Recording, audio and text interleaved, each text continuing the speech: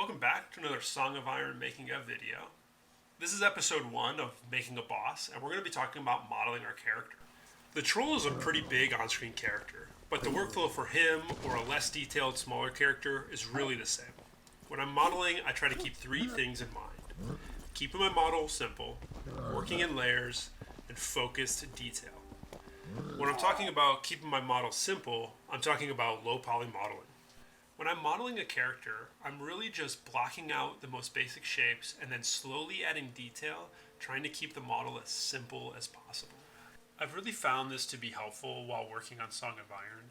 Not only can I model really quickly and produce a lot of content, it also helps with the rigging process because it's easier to skin a low poly model and the texturing process for unwrapping and all of that. I'm already feeling pretty good about this arm. Honestly, I'm almost ready to call it done. Because I'm in a side scroller, I don't need much more than this. You can't see much more detail than this. And so really what I'm always after is a strong silhouette, a few muscle shapes that maybe can be reread and the light will hit, and that's about it. The final version, which you're going to see here, is barely more detailed than what I was working on there. And I take that concept across the entire body. The legs and the torso are so low poly. The hands have a little bit more detail, and the face has the most detail because it's got the most stuff to move around. We're going to talk about the rigging process in a future video, but it is worth noting while we're modeling that we do want to add a little bit more detail in the joints that are going to move around.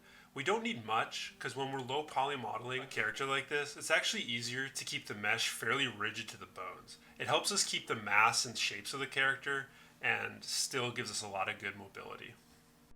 The next thing I want to discuss is working in layers. What I'm talking about when I say that is building a modular system where you can layer on different elements to the character once you get them in game. We've been looking at the stripped down version of the troll, but here's the troll that's currently being seen in game. He has all this sort of stuff on him. He's got cloth and hair, he's got armor on his arms, and he's got these sort of rock things on him. Each of these elements are built separately.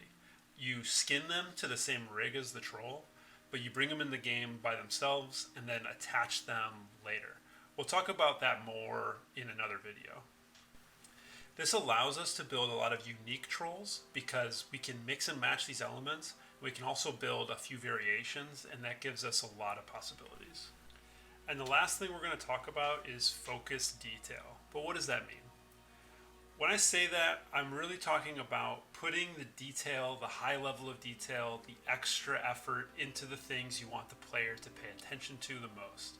In the case of the troll, you can see his upper body has a ton more stuff going on than his lower body. That's because that's where his attacks are coming from.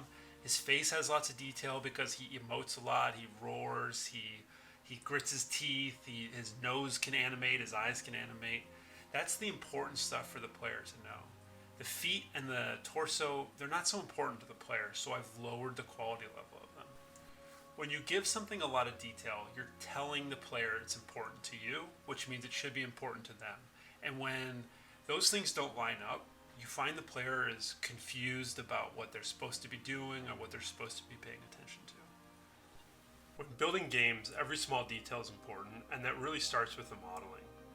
Everything that we add to our model, the player is going to try to interpret, and so we want to make sure that they're getting the right information. These are the techniques and workflow that I use on my game, and I really hope that it'll help you with your own project. This has been another Song of Iron making of video. I really hope you enjoyed it, and if you did, please consider subscribing to the channel. There's a lot more videos like this on their way. The next videos are going to cover the rigging and skinning process, and then we're going to move on to animation. Thanks again, and I'll see you next time.